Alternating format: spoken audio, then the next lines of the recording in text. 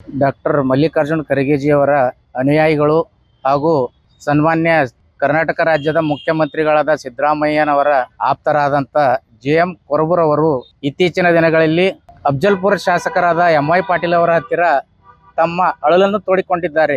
ಈ ರೀತಿಯಾಗಿ ಈ ಅಫ್ಜಲ್ಪುರ ಕ್ಷೇತ್ರದ ಶಾಸಕರಾದ ಪುತ್ರನ ಎಲ್ಲ ಕ್ಷೇತ್ರದಲ್ಲಿ ಹಸ್ತಕ್ಷೇಪವನ್ನು ಹಾಗೂ ಅವರ ದುರಾಡಳಿತವನ್ನು ಖಂಡಿಸಿ ಯಾವ ರೀತಿಯಾಗಿ ಅಳಲನ್ನು ತೋಡಿಕೊಂಡಿದ್ದಾರೆ. ಇದನ್ನು ವಿರೋಧಿಸಿ ನಾವುಗಳೆಂದರೆ ಅಹಿಂದ ನಾಯಕರಾದ ಅಹಿಂದ್ ಅಲ್ಪಸಂಖ್ಯಾತರು, ದಲಿತರು ಹಾಗೂ ಹಿಂದುಳಿದ ವರ್ಗದವರು ಈ ದುರಾಡಳಿತವನ್ನು ಖಂಡಿಸಿ ಇವತ್ತಿನ ದಿವಸ ಮಾಧ್ಯಮದ ಮುಖಾಂತರ ನಾವು ಏನು ಹೇಳಲು ಬಯಸುತ್ತೇವೆ ಎಂದರೆ KKRTC ಅಧ್ಯಕ್ಷರಾದ ಅರುಣ್ ಕುಮಾರ್ ಪಾಟೀಲ್ ರವರು ತಮ್ಮ ತಂದೆಯವರ ಕ್ಷೇತ್ರವಾದ ಅಫ್ಜಲ್ಪುರ ಮತಕ್ಷೇತ್ರದಲ್ಲಿ ಎಲ್ಲಾ ವಿಭಾಗದಲ್ಲಿ ಹಸ್ತಕ್ಷೇಪವನ್ನು ಮಾಡುತ್ತಿರುವುದನ್ನು ನಾವು ಖಂಡಿಸುತ್ತೇವೆ. ಅದೇ ರೀತಿಯಾಗಿ ಯಾವ ಹಿಂದುಳಿದ ನಾಯಕರಾದ ಜೆ.ಎಂ. ಕೊರಬೂರವರು ಈ ರಾಜ್ಯದ ಹಿಂದುಳಿದ ವರ್ಗದ ಉಪಾಧ್ಯಕ್ಷರಾಗಿರುತ್ತಾರೆ.